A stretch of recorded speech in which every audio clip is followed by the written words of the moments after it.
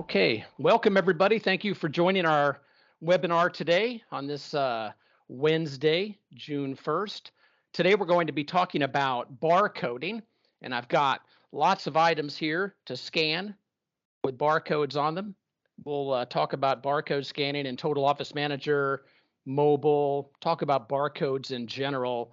Let's go ahead and just have a general conversation about barcodes. First thing I want to point out is if you are interested in this topic, you can go to our aptora.com website, click support, go to the help center. That'll take you to this page and type in bar C. Don't even need barcode, just bar C will get you there. There is a really good topic on printing and using barcodes. It also talks about the item alias feature, which we will cover today in depth. And this leads to another help topic, which explains a lot of details about barcoding that most of you wouldn't need to know. But if you're interested, then you can certainly check out that help topic and click that link to get more details about barcoding. Barcoding, I think, is very misunderstood. That's why I really enjoy talking about it. Barcoding is better than you think, and it's worse than you think. It's better than you think because it's really simple. I mean, really simple.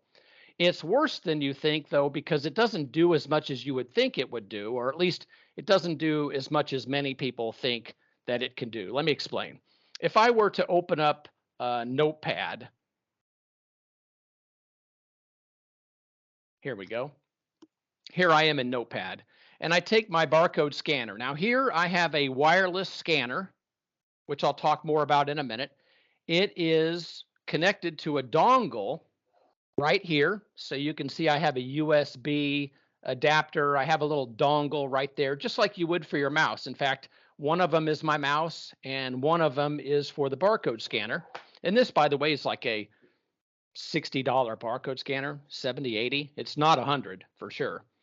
And to turn it on, I just hit the button and activate it. Okay, so here I am in Notepad, and you can see my cursor's blinking. And if I were to type with my keyboard, then you'll see those things entered.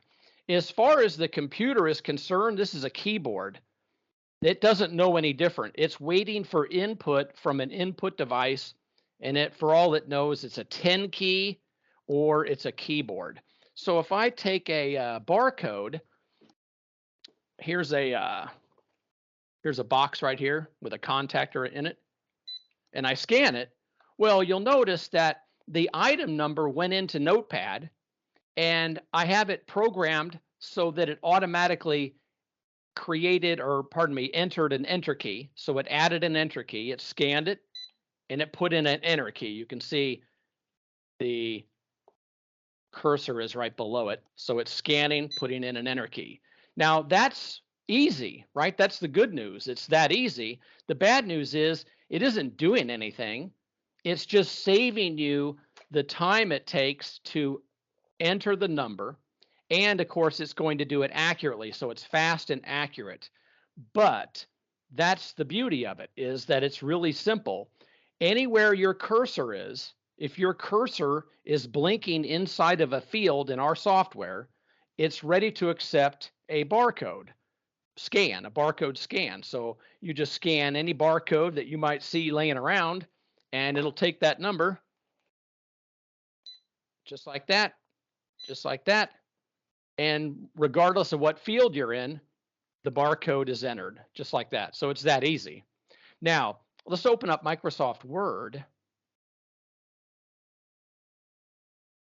And I'll do the same thing again.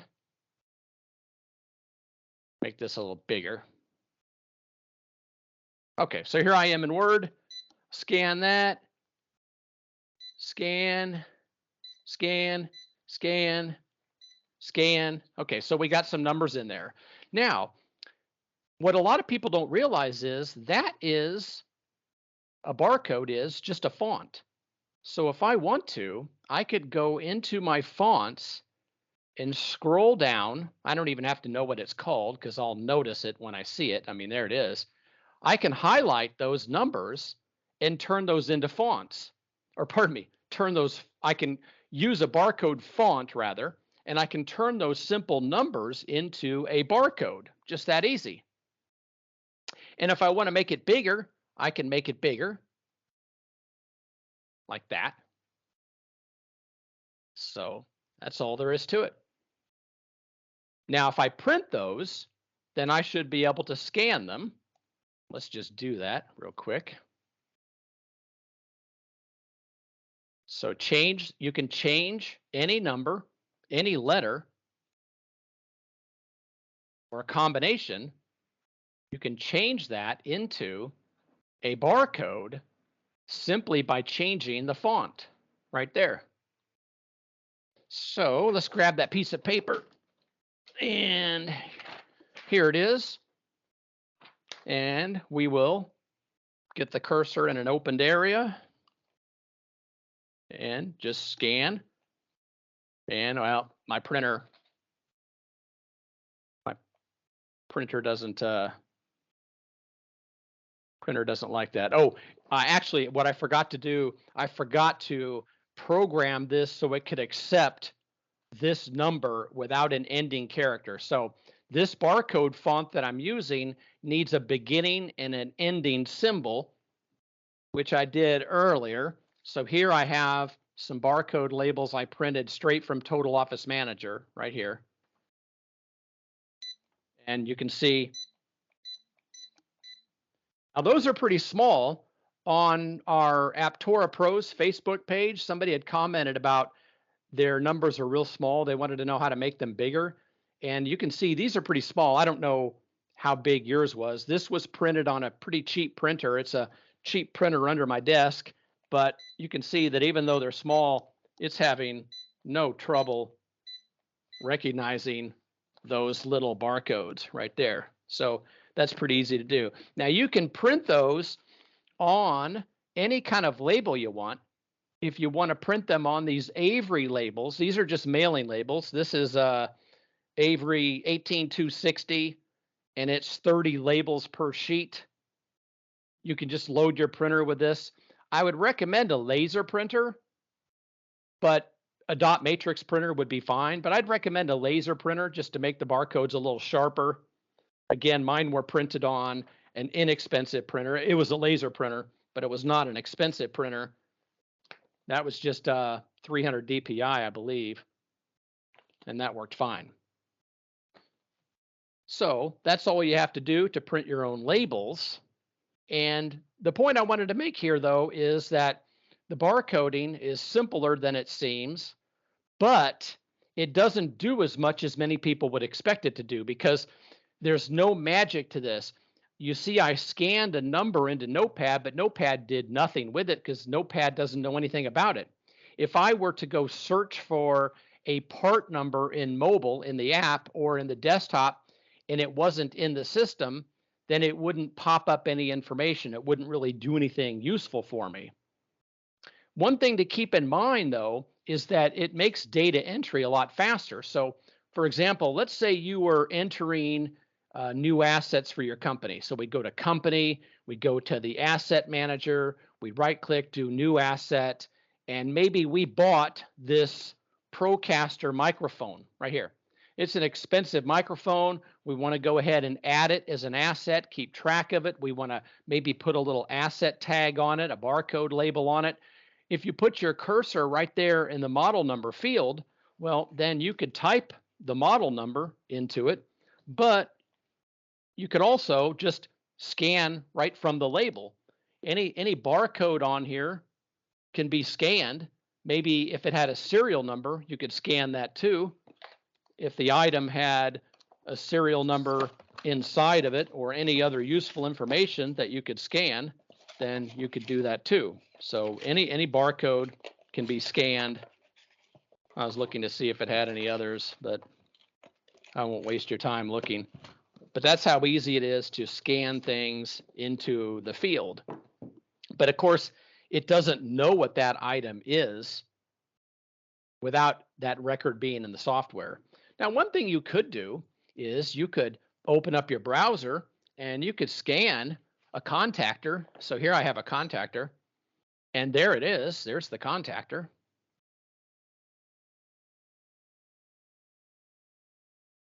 So you could copy and paste. Maybe you're adding the item for the first time. You could copy, paste from here. I don't know if it's okay to take the image. I didn't tell you to, but you could maybe make a copy of the image if you wanted to. Copywritten, so I guess not, but you get the idea. You could scan into your browser and go find things. Like there's a range igniter. It found it. I'm surprised because a range igniter's not very common, but okay. So there's a range igniter. That's the range igniter that I just scanned right here. And that way I could copy and paste from the internet if I wanted to, or at least see what I was looking at. But if it's not in Total Office Manager already, then you scanning that number isn't any better than you typing that number. The result is the same. It's the same. Let's talk about how to set up items with our barcode scanner. So let's see. Let's search for a contactor. And we will create a new one. Let's see. I don't have 2 pole, 1 pole. Okay, I don't have a 1 pole contactor in here. Notice, by the way, my part numbers. A contactor is a CTR 26024. So it's a 2 pole 60 amp 24 volt coil.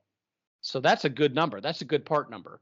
What we recommend that you do is create generic part numbers that people can read. People can look at the part number and it makes sense. So in other words, let me open up this item here for you. Here we have a contactor 2 pole 40 amp 24 volt coil. Ooh, that coil needs to be uppercase. I hate that. There we go. All right, so got that fixed. Now here we have a contactor 2 pole 40 amp 24 volt coil.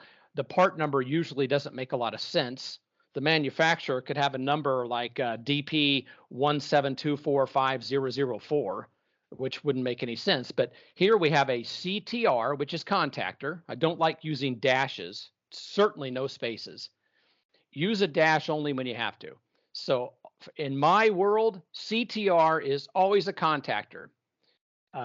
That way everybody knows what they're looking at. A TRA is always a transformer. I typically always use 3 letters. MTR is a motor. So CTR, that's a contactor. 2 is the 2 pole. 40 is amperage. And the next 2 characters are the coil, 24 volt coil. So you can do it any way you want, but be consistent. Try to give your part number some kind of meaning so that people can catch on. If a technician's looking for a contactor using my system, they just simply have to type in contactor, but that could bring up things that they didn't want. So if they type in CTR, that's not a word. That's going to bring up contactors. And if they know they need a 2 pole, they would type in CTR2 or CTR3 for a 3 pole. CTR1 for a 1 pole if you want to carry a 1 pole. So here I have a 1 pole 40 amp contactor, just like this one, but it's a 1 pole.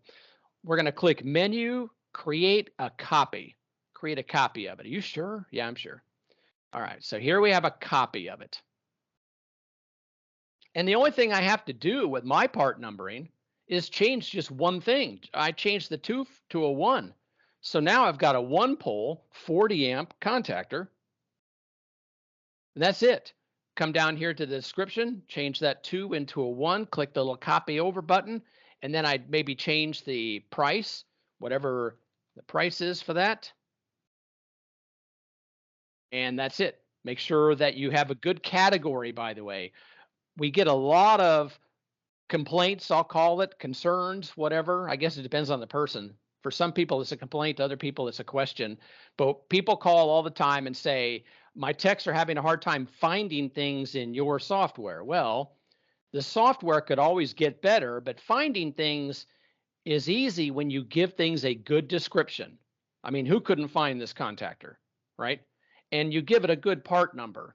And when all else fails, just simply go to the category called contactors, relays, and switches, and you'll probably find it there too. But the description's just really important. So use a part number that makes sense, give it a retail marketing oriented description, and save it. Now it's easier to find in mobile. All right, so let's click menu, click save. Now, if I print labels, I have that CTR 14024. So let's do that. Let's go to labels, item labels, contactors, inventory part, preview. All right, so here's my labels. And if I go find that CTR1, see, it's easy for me to go find it because I have a number that makes sense, right?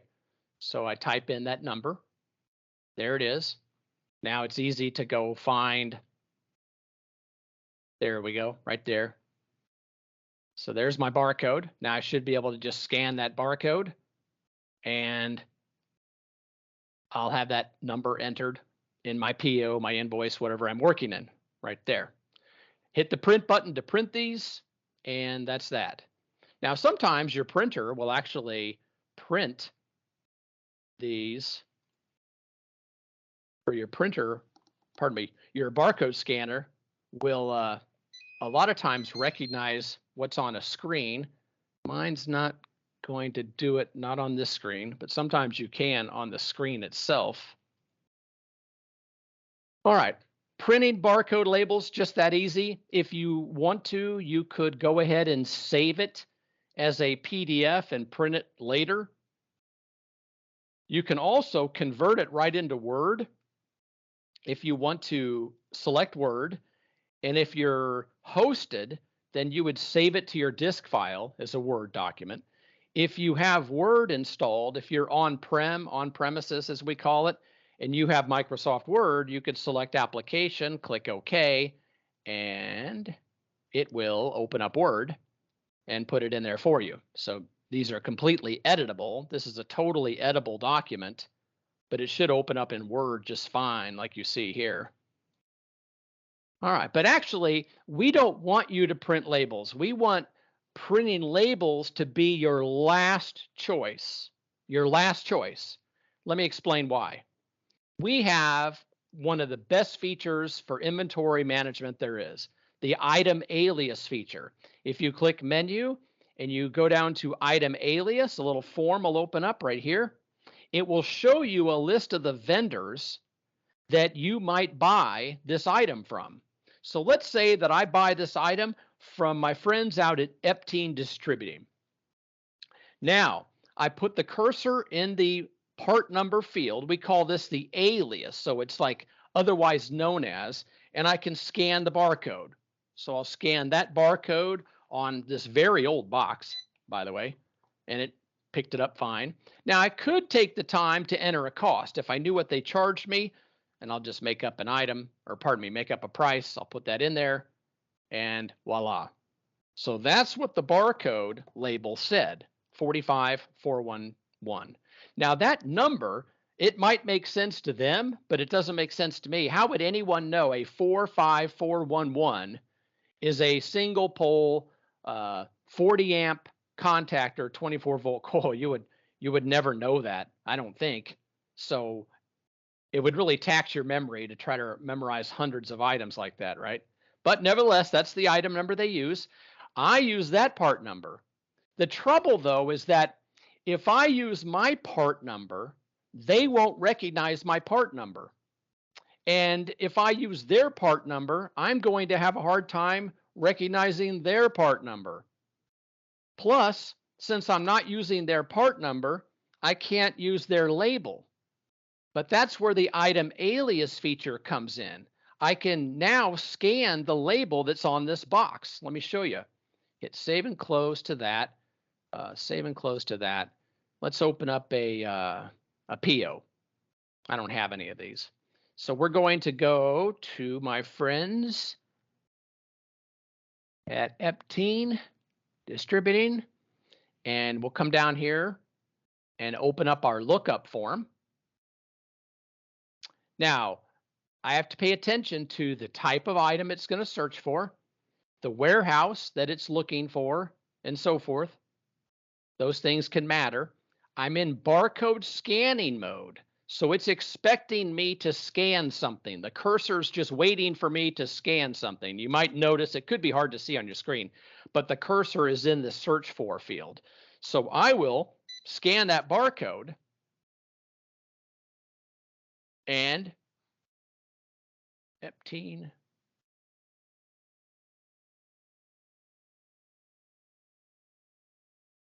Oh, all right. Here we go. All right, so it finds the item, and I could scan another one, and I could scan another one, and it searches for those items. Now, one thing I just noticed here as I'm talking, it is not selecting that item. So what is going on? What's wrong with that? If I've picked Epteen Distributing and it found the item, that contactor, then why hasn't it selected it? Well, there's the part number right there. That's the one we scanned earlier. So let's see what it does. And did I, you know what I must have done? I scanned the wrong item. So let's fix that. Put the cursor in there, right click. This is probably a good exercise anyway, because you might have this happen to you. I'll put the cursor in that item number. I'll go to the item.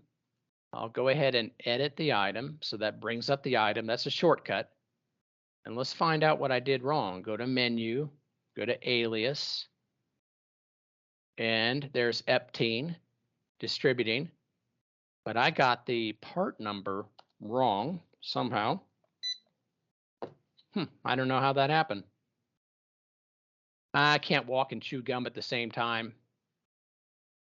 So let's get rid of that. Let's try again. Go to lookup. And now we'll search for it, and it found it.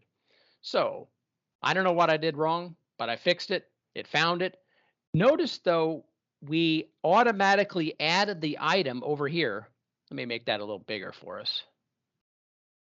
It automatically added the item over here for us, which is nice. There's an option, list multiple selections separately. Watch what happens when I scan again and again and again. The quantity is now 4. If I check this box, then what it'll do is add that item separately, like you see there. And you might want that. You may want it separate because you're ordering for multiple jobs, or you want to make it more obvious that you intend to use one roll of wire for something and another roll of wire for something else. Maybe it's on the same job. You might order BX cable for the walk-in freezer, but you might order BX cable for a rooftop unit or a packaged unit or something like that, and you want to make a note of that. So you might want to list those separately. Let's click OK.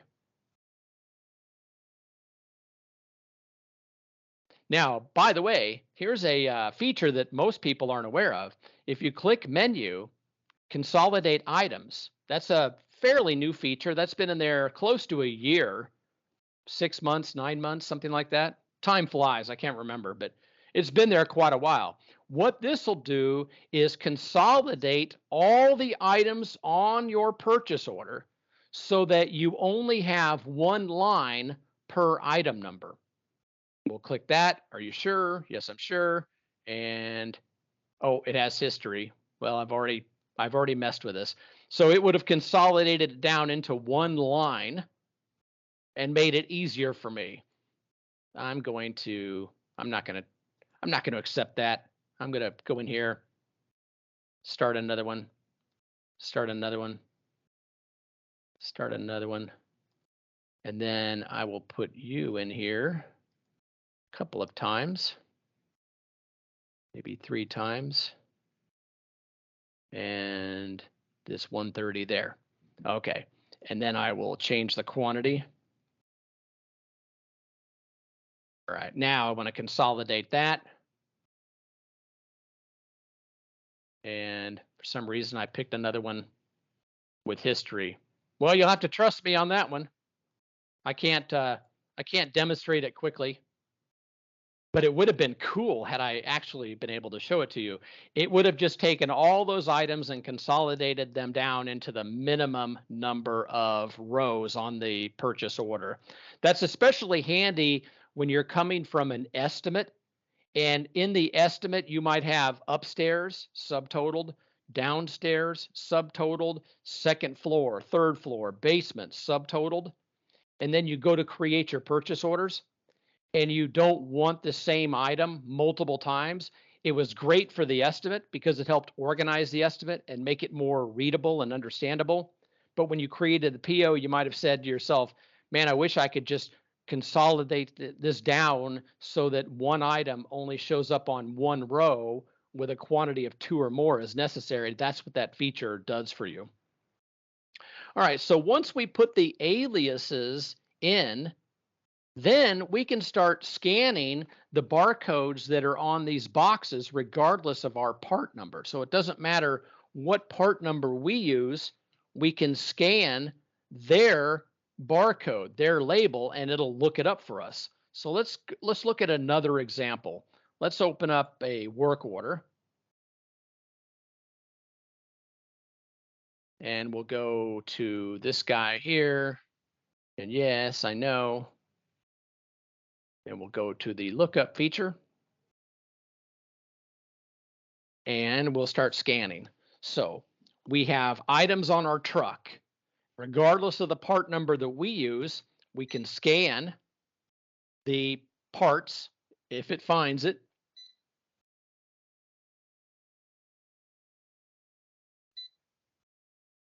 See what it's going to find here. All right. So a couple of those things were in the system. That transformer right there, that was this guy here. So we're just using that label. We did not put a label on there for ourselves. And we click OK. And you could do the same thing in mobile. You open up mobile. I don't have the ability to show you my mobile screen at the moment, but I could open up mobile, hit the barcode icon, scan, or and that, by the way, you can use the mobile device's camera as your barcode scanner, but you also have the ability to get a Bluetooth version of a scanner, not the dongle kind, but the Bluetooth version. I think this does both. It's wired, it's Bluetooth, it uses a dongle. I think it's all three. And that way you can use a scanner like this with your mobile device, your phone or your tablet. The idea, though, is optionally, come up with part numbers that make sense. So when you have an item, put in a part number that makes sense for that item, and then put in the part number for all the places you buy it from. Let's open up that transformer, for example, and let's take a look at its item alias.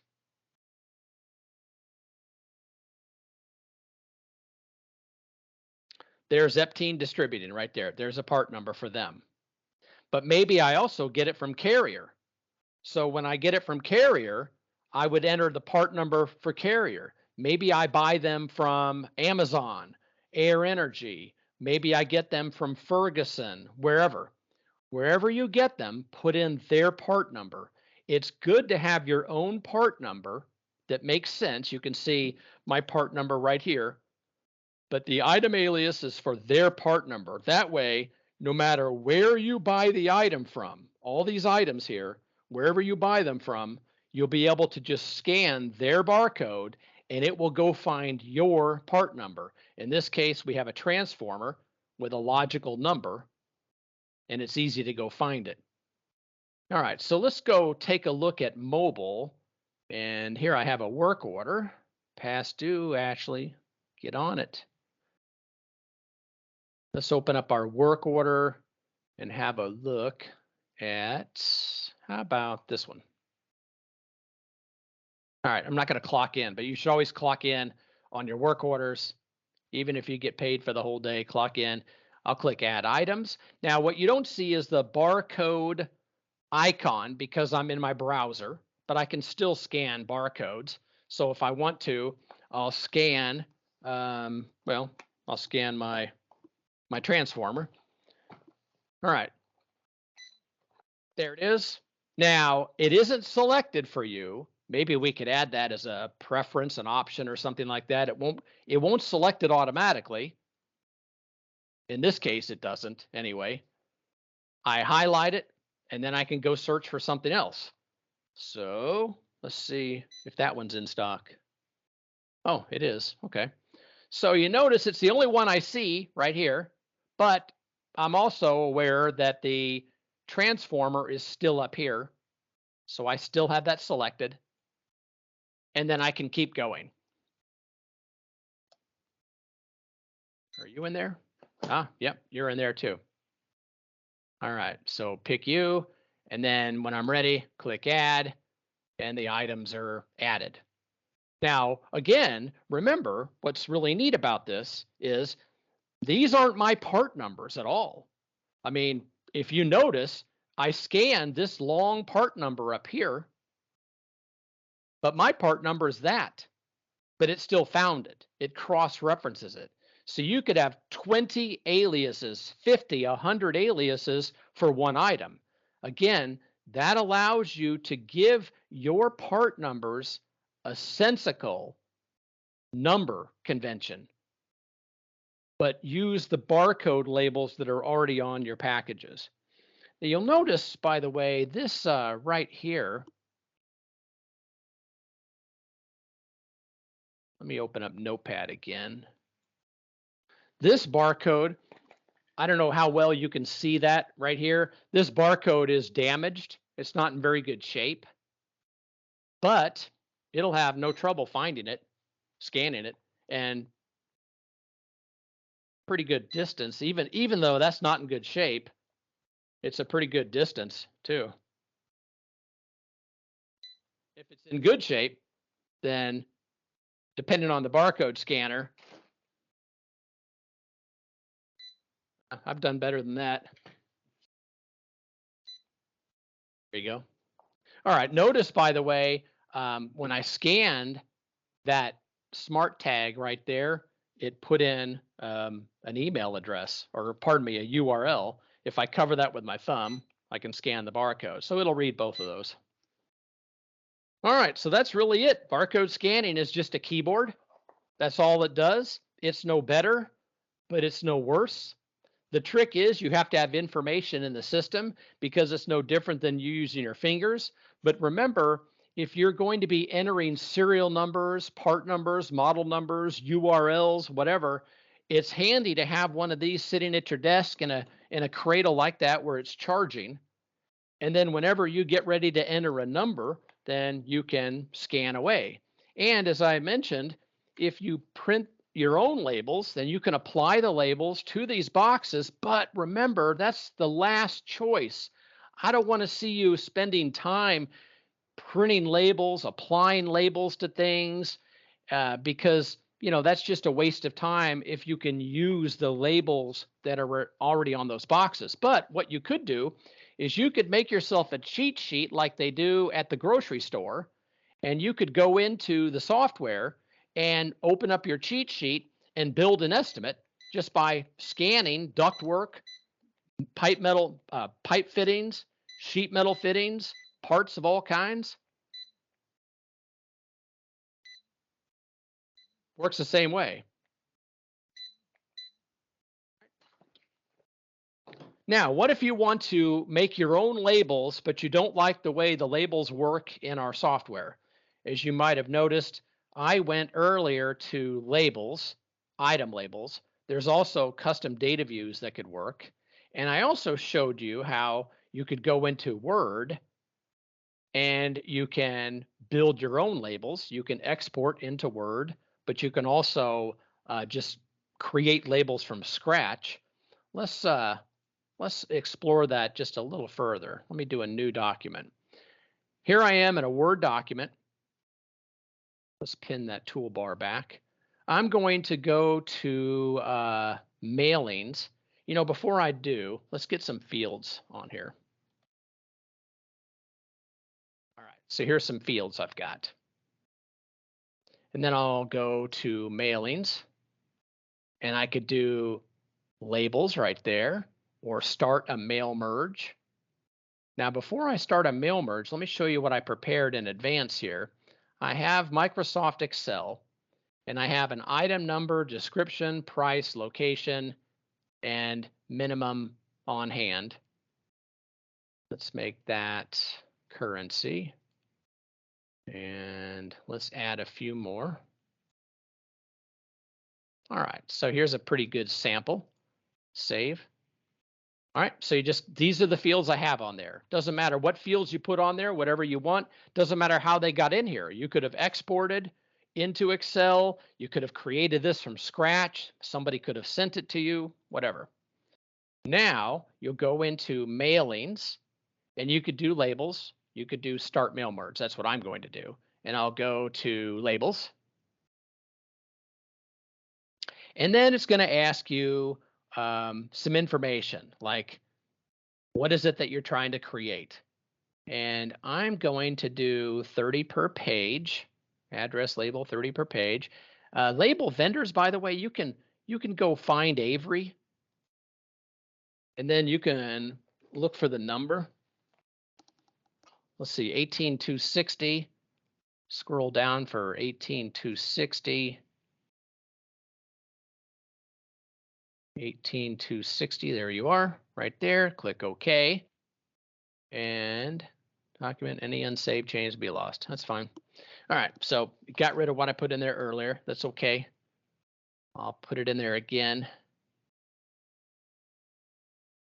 And then I would get my labels ready. So I might add a colon.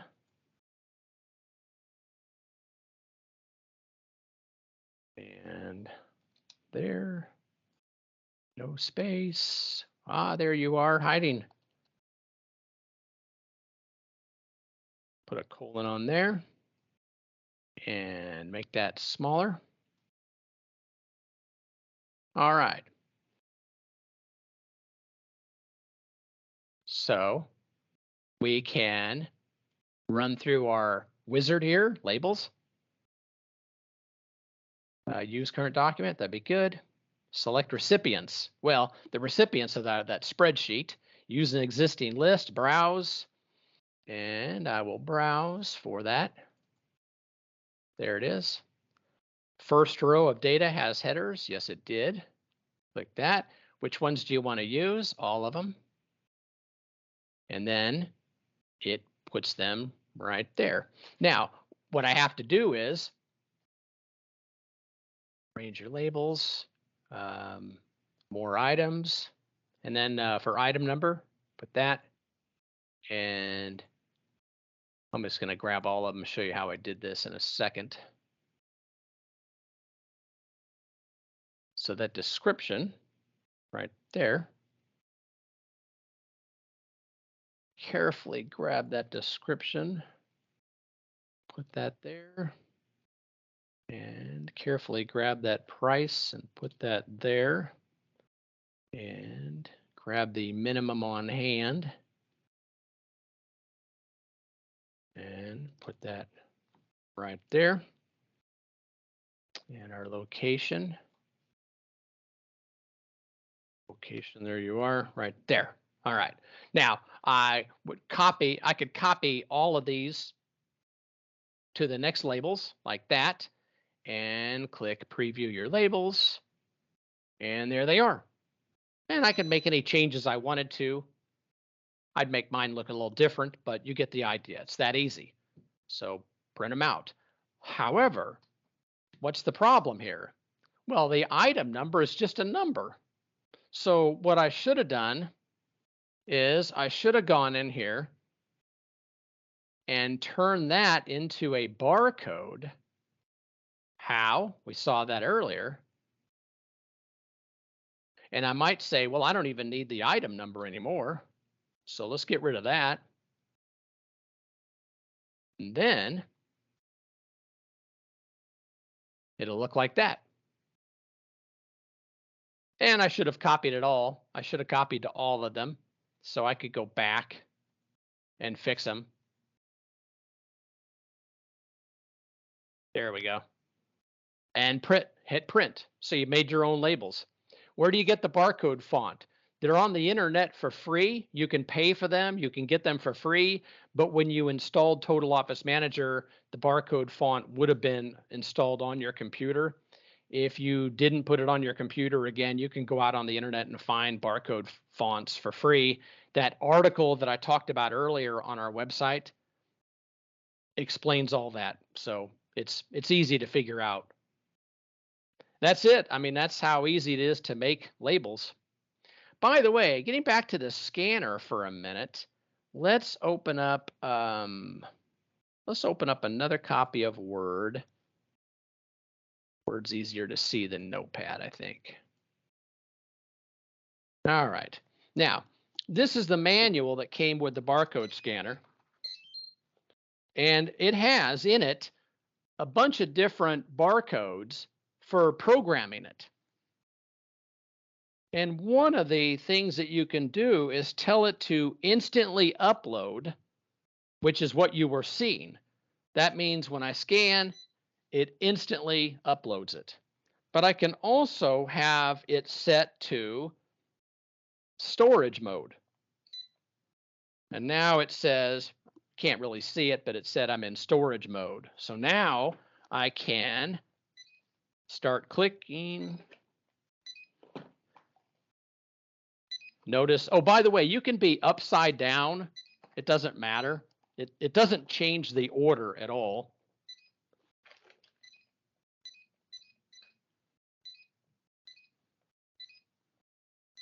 Okay, now that I have all of those stored in here, 35 of them it's telling me, then I can upload them. And there's a code for that. So once they're stored, then you can hit the upload data. I don't expect you to be able to see it, but just so you know what I'm talking about, this says upload data. When I hit that, then it just uploads it. Now, if I was in item lookup in Total Office Manager, I could have been walking around scanning a bunch of things. Like I could have been scanning all the inventory on my truck. I could have been scanning all the things that I needed for a job, whatever the reason. I could be scanning stuff just to paste into Excel to order some things for the first time because they're not even in Tom. When I get back to the computer, then I can batch upload everything and see it all happen right in front of me. You can use the item lookup for that, and it'll add all those items automatically. You can paste them into a document like I did here, but that's how easy it is to do. I'm going to put this back into instant upload mode, and then it should instantly enter those items. All right. I'm looking at my notes here to make sure that I covered the things that I wanted to talk about.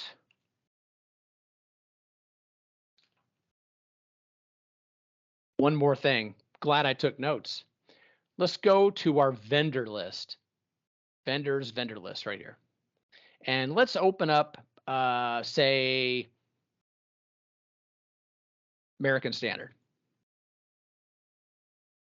Here, under additional info, you'll notice there's a checkbox that says this vendor might supply materials for resale. When that's checked, it will show up in your item alias form. And you notice, by the way, the tooltip, a lot of people aren't aware of these. When I hover over that line, it tells me when checked, this vendor will appear in the item alias form. So that way, when you go into an item, and remember, here I am in a work order, I want to get to this transformer. I'm always 3 mouse clicks away from anything. I'm going to go to edit item, menu, alias. When that box is checked, they show up here. So if you have something like, I don't know, American Express in here or something like that, and you don't want them in here, like you see somebody in here that you would never buy items from, you don't want them in your item alias form, How do you get rid of them? That's a common question. How do I get rid of those? Again, go to your vendor list, open it up, Big Bob's Computer Outlet. Make sure that box is unchecked right there, and it will not be on your item alias list. If you don't see an item alias feature in your software, go to Preferences, go to Items, Company Preferences, and be sure that you have the item alias feature turned on right here. And again, the idea behind the item alias is pick every vendor you buy an item from and enter their part number as it appears on their barcode. And then if you want to enter your own part number, you could use the part number of your most common supplier to save you some time. But ultimately, what I'd like you to do is consider creating your own part numbers. Just make part numbers that make sense for you. It takes some time. Give me an example. We'll do a little exercise here. It'll be like stump the audience. This is a part number. So this is a part. What part? What do you think the part is? MTR, motor. What's that mean? I know some of you are saying half horsepower, half horsepower. It's a motor, half horsepower. That's right. And then what comes next? And so what's that? If you don't know, I'll give you another clue. It could have been this number. Voltage, right? And then after that, you could put in whatever you wanted, like D for direct drive or B for belt drive. So you have D for direct drive. So that's a half horse 230, D for direct drive. And then you could have a frame number after that if you wanted to add the frame number.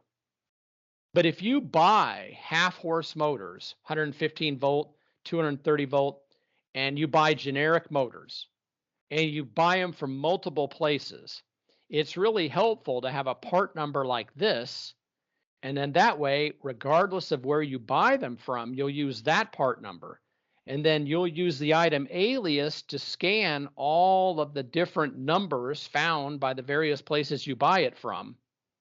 Give me another example. EKR, breaker.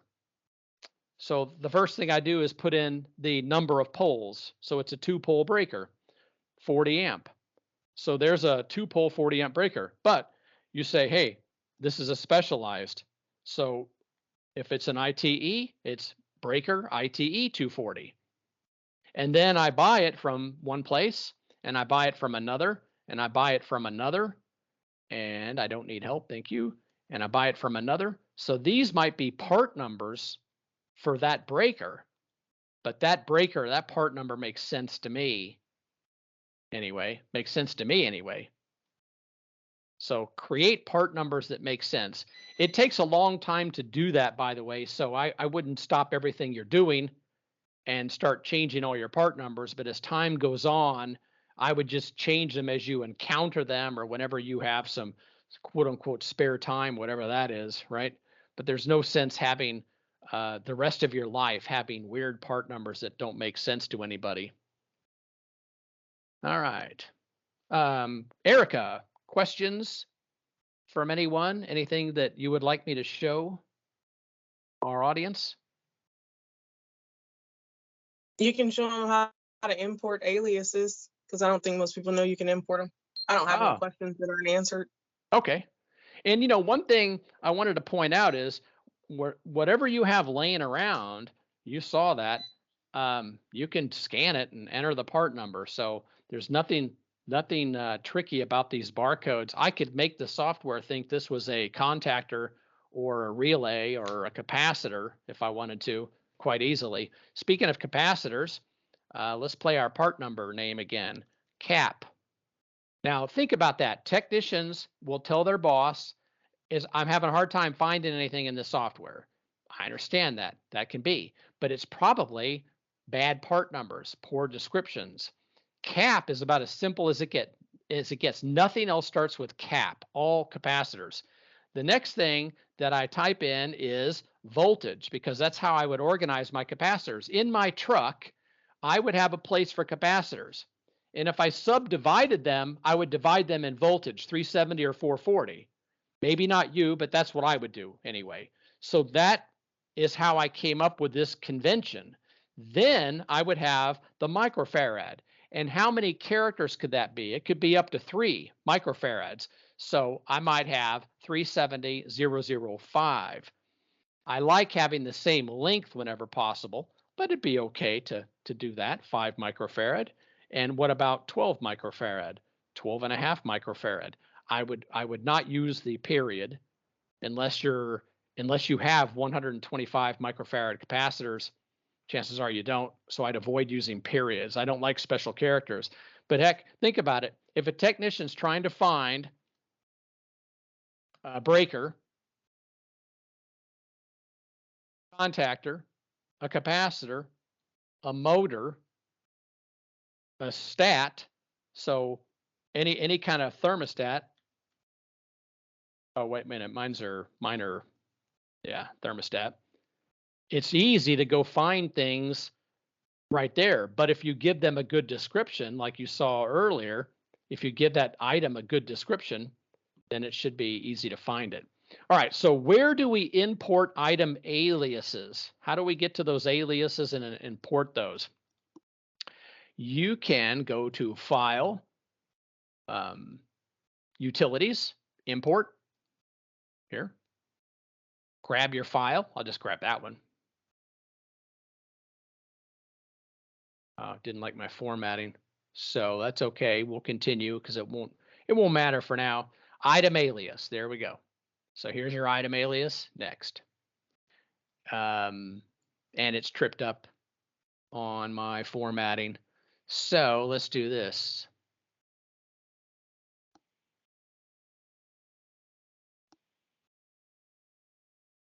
I'll check this out. This will just show you how easy it is. So you have a part number, and then you have a tab and an alias, and you have a part number and a tab and an alias, and a part number, a tab, and an alias. And then you might want to give it a header. So part number right there. And then you have another header, and that would be alias. Can we add a vendor to that? Because it's going to want to know what vendor it goes to. Yeah, you're right. Vendor. Thank you. So put in a vendor. And again, that's separated by a tab. And we need a vendor, by the way, that exists. So let's close that. Let's go to our vendor list and find a vendor that exists. Here we have Ace Hardware.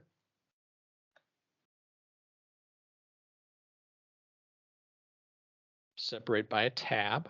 So this could have gone in Excel too, by the way. I could have put this in Excel. Just have a text file here. Alias test, save it. All right, let's go back to Total Office Manager. File, Utilities, Import. So here I am in the import. And where is it? Well, my filter down here is Excel files. So let's change that. Now I can see the alias. And it doesn't know what I'm importing, right? So I got to go find item alias right here. I can highlight it or just double click to continue. And now it's showing me a little preview. But it doesn't look very good, right? Because it hasn't really figured out what it's looking at. I need to give it a little bit of help. First thing I need to do is tell it, hey, these are tab delimited. Delimited is the separator. Could have been a comma, semicolon, whatever. Commas usually aren't good ones, but tabs are pretty good. So once I told it the delimiter was a tab, now it looks pretty good. And I also need to tell it the first row contains field names. And now it even looks better.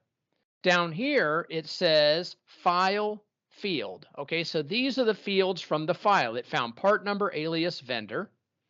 It matched alias with alias. It matched vendor with vendor, but it didn't know what to do with my part number. So if I click that, then I can fix that item right there. Now notice I have one other option, cost. I could have added cost to this. and there's the sample data. So when I import it, what it'll do is it's going to look for the part number. And when it finds it, and it won't find these, I made them up. I could have used real ones. It's going to look for the part number, and that part number has to exist. So it could have been that transformer that we were talking about earlier. It needs to find that part number. And when it finds that part number, it then adds an alias to this vendor. Now, obviously, maybe it's not obvious. I'll say it like this. Here's a tip. You don't have to do this one vendor at a time. You could have many different vendors in this same file. That way, you could put in all kinds of different part numbers that you have, the aliases, and the vendors that you have in your system. And you could knock them all out at one time. But it needs to be able to find that part number. If it does, it then needs to find that vendor, and then it will add that alias and the cost of the item optionally if you would like to. All right, so I'll click next and it'll tell me, hey, couldn't find any of this.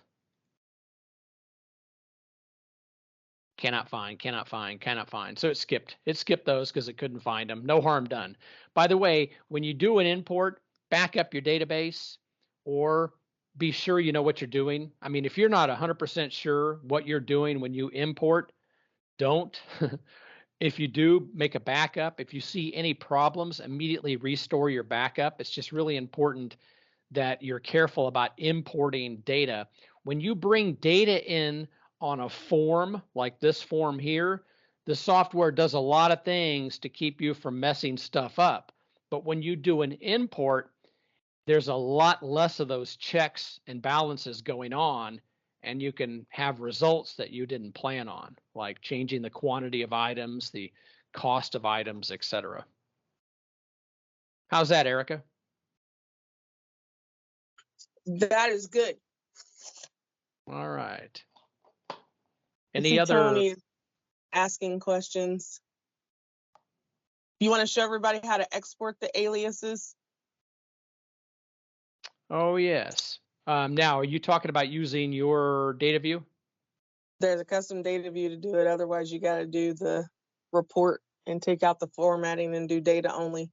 Yeah, that would be ugly. So let's go to custom data views. And if you haven't been in here in a while, you would want to click download update and be sure you check for it in here. And I probably already have it. So download any new ones. You do need permission to get to custom data views after you download them. So even though you download a custom data view, if you did not have permission before, you have to go add yourself that security setting. All right, so we click data views and go find item alias. We're going to organize this here pretty soon, by the way. We never thought we'd have like 400 custom data views. It's like 350 or something. So we're going to get these organized here at some point. Item alias is right there. All right. So this shows you all of the item aliases that you have in your system. Now, if you want to look up an item alias, obviously one way to do it, I keep saying obvious, maybe these aren't obvious things. Don't forget, you can go to, say, any form that has an item lookup. Anywhere you see lookup, you can scan and try to find that alias. So you have that ability to do that. Otherwise, you can come into this custom data view and it will show you all of the aliases that you have in the system. Now, obviously, you can export this into Excel. There I go with the obvious again. Did you know that you can export this to Excel and then you could modify it and then re-import it as you saw earlier? One thing you might also do is engage your vendors, your suppliers, and ask them to update your pricing. You could give them your spreadsheet and say, hey, look up my items and put in my pricing, or put in my pricing and add your part number, depending on the relationship you have with your supplier. Many of them will do that for you. If you spend a lot of money with a supplier, they might do that for you, especially when they're not really, really busy. It'd be a bad time to do it maybe now because it's busy, but I have a number of clients that hand those spreadsheets over to their suppliers and let the supplier update it. But that's your custom data view to see your item aliases. We also have a request on item bins and how to get those in. There is a custom data view for item bins, which only exists if it exists in the item. But then there's also a separate import for the item bins. Right. So let's talk about item bins real quick, make sure we're all on the same page. Here I am looking at my contactor, right? And this contactor might be in one of your trucks. Where in your truck? Well, if I go to the inventory tab, I can see how many of these contactors are in everybody's vehicle. At the moment, I don't have any, but that's where I'd be able to see where they are. So I might send somebody out to your truck to grab one because I need one today. Let's go back to the general tab. Down here, we have setup bins and reorder points. So we're setting up bins and setting up reorder points. Here we have the ability to enter a bin number for like truck number 1. We keep those in bin Bravo 32. And truck number 2, hopefully it's the same, Bravo 32 and Bravo 32. But in the vans, things are slightly different, and it might be Charlie 45. Also, I have the ability to establish a minimum on hand, the minimum number I would like. So I want to have at least 3 of these. And I may say that 5 is all that I want. So I want to have a minimum of 3 and no more than 5. What that means is when I finally get down to 2, the software is going to offer to order 3, 4, 5, 3 of them. If I have 2, I don't want to order 1 and get back to 3. I don't want to order 2. I want to order 3. That's what I'm telling the software. So I'm basically telling the software, when I get down to 2, I want you to order enough to get me to 5. And one way to do that is through the automatic ordering system, which I'm happy to get into. But this is where you establish your bins and your minimum, maximum on hands. And yes, a lot of warnings. All right. Did that cover that, Erica? Yes. By the way, if you are on Facebook, Aptora Pros, and you saw the birthday pictures yesterday of the cats, one of them's right here. So don't make a lot of noise. He's sound asleep. He had a big day yesterday, and he's back there sleeping right there. It's hard to see him because he's a cat, right? He's got that camouflage, and you probably didn't even know he was there. All right. What else, Erica?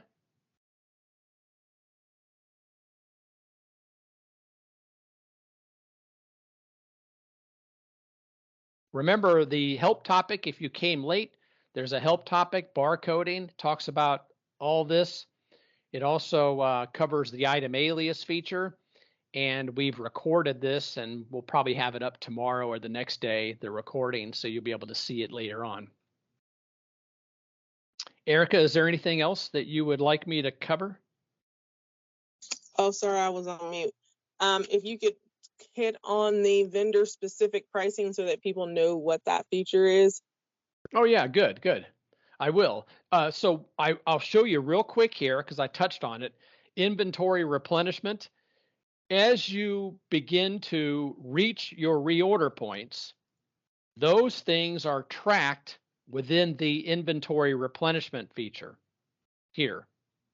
This allows you to go in and quickly order by truck. You can order for truck 1, truck 2, truck 3, main warehouse.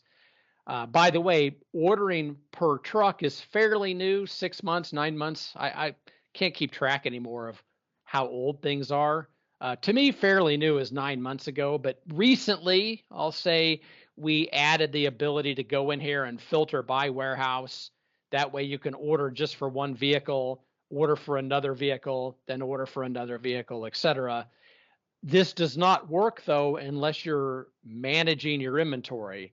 By that I mean you're tracking inventory. You've created inventory parts, you've adjusted the quantity on hand, and you're tracking items going in and items coming out. Then you get to use the inventory replenishment form. People will tell us, doing all this inventory management tracking that you want us to do, it's way too time consuming, it's way too labor intensive, we're not doing it. I've heard that.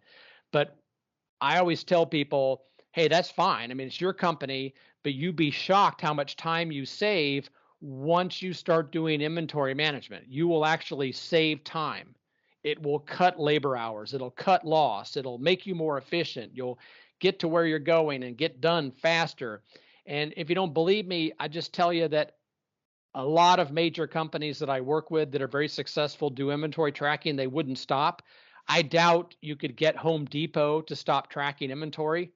I'm sure they've ran the numbers. They've decided that it's cheaper to track inventory than it is to not track inventory. I mean, I'm sure you'd imagine that's true. Same with Lowe's or Walmart or Ace Hardware.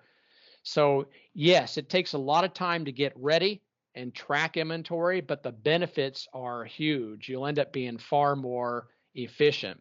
So one thing Erica brought up is vendor specific pricing. If we go back to the alias feature, you'll notice that you have the opportunity to enter the part number right here. And let's just do that. I want to show you something. All right, that's what I wanted to show you. Don't worry about doubling up your numbers because you can't have the same alias for that vendor, obviously, right? So you'll need a different part number. And that's actually a capacitor, but you get the idea. That's unique. All right, so there we go. Now, if I put in their prices, and let's just make it something that's easy for me to see, $20 and webinar. All right, 20 bucks webinar. Okay, so what I've said is I sell a contactor, part number CTR 24024. I buy it from Epteen Distributing. Their part number is blah, blah, blah, blah, blah. I pay $20. A memo, you don't have to put anything in there, but the memo could be price is good through the end of the year. Don't you wish? Price is good through the end of the day is more like it, right? Prices are good till this Friday. All right, click OK. And then save and close. I don't want to lose track of the item here. Now, when I go to create a purchase order and I go to buy it from Epteen, that's a real company, by the way. They're not nationwide, but it's a real company, good company. I'll go to lookup because I'm in the habit of lookup because I'm usually buying multiple things. Again, pay attention to your item type filter, your warehouse, things like that. Now I'm in barcode scanning mode. Now I'll scan for it. And there it is. And I'll click OK. Now notice that the price is $20.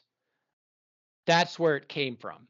It used the information in that alias form.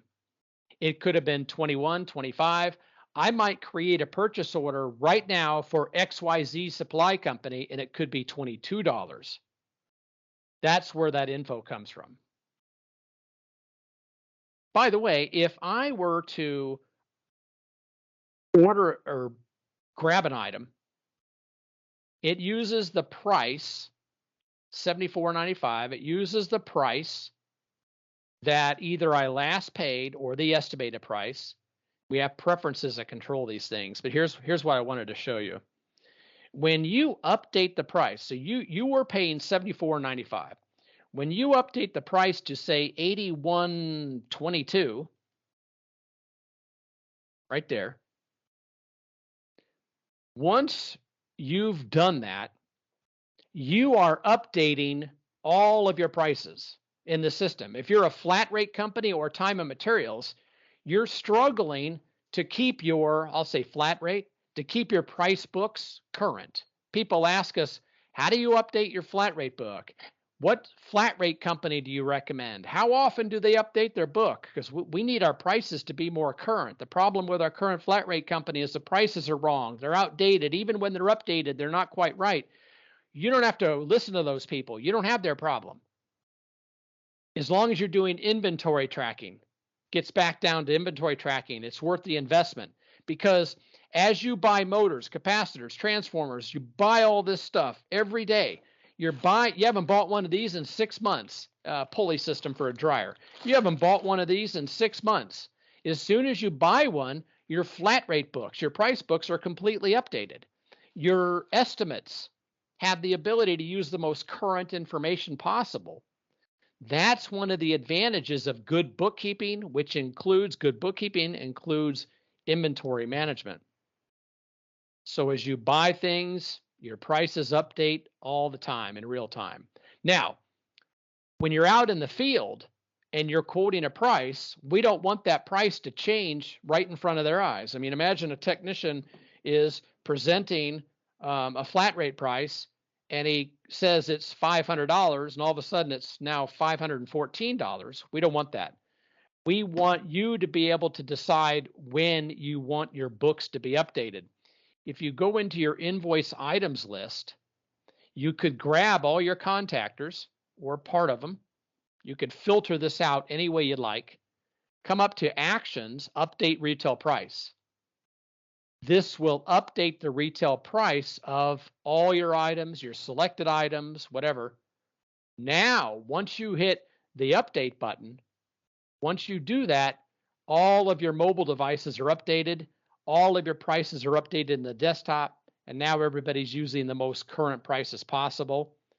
Remember also, you can have your vendor give you Excel files or delimited files. They can give you files to import to update your pricing as well. All right. Hopefully I covered that okay, Erica? Yes, I was actually typing that up to someone as you were going into it. All right. Okay. Well, I think that pretty well covers the topic of barcoding. Remember, a barcode is just a font like Arial or Times New Roman. And when you scan a barcode, it does exactly the same thing as if you had entered it with your fingertips. It does no more, it does no less, but it's fast and it's accurate. And don't forget, you can use it for things that you may not be used to using them for, like when you enter a bill. So here I am entering a bill. Here, if I buy serialized items, then I can scan the serial numbers into this form. And that'll just save you a lot of time. Hopefully they'll give you a packing slip with the serial number stickers on them. Most of the time, equipment especially comes with extra stickers. Put those stickers on the packing slip. If it doesn't have the serial number on it, you can scan the serial numbers in very quickly and save yourself a lot of effort. Okay, well, I think that pretty well covers the topic of barcoding. I want to thank all of you for joining us today. If you want to, be sure to download the video. You can watch it at another time. We would love to see you on Aptora Pros more and more. You're probably on Aptora Pros if you came to this video. I would imagine there's a good chance you're on there already, but please participate. Get in there and ask questions. Don't hesitate to criticize. Criticize us all you want. I mean, as long as you're seeking information, it's okay to criticize. It's okay to say, I don't like this, or why do you do it like this, or why can't it be the other way? Because we need to be able to explain the logic behind things, or we need to be open-minded to changing it. At a minimum, we need to explain what we had in mind. Also, you'll notice that it's very difficult to get people to agree on priorities. Somebody wants something blue, somebody wants something red. Then it needs to be a preference on color, and all of a sudden it's yesterday's news. There's something new they want. What we would really like is everybody to get involved in helping us prioritize our development. That's really important for us. Thank you very much, Erica. Thanks for being on here with me. You're welcome. All right. And he says hello. That looks like the whole tech support department, doesn't it, Erica? Ha, just kidding. Tech support's gonna tell me about that. Actually, that probably looks more like the developers, I think, right there. As the development department. All right. Thank you, everybody. Have a great afternoon, and I'll look forward to seeing you in next month's webinar.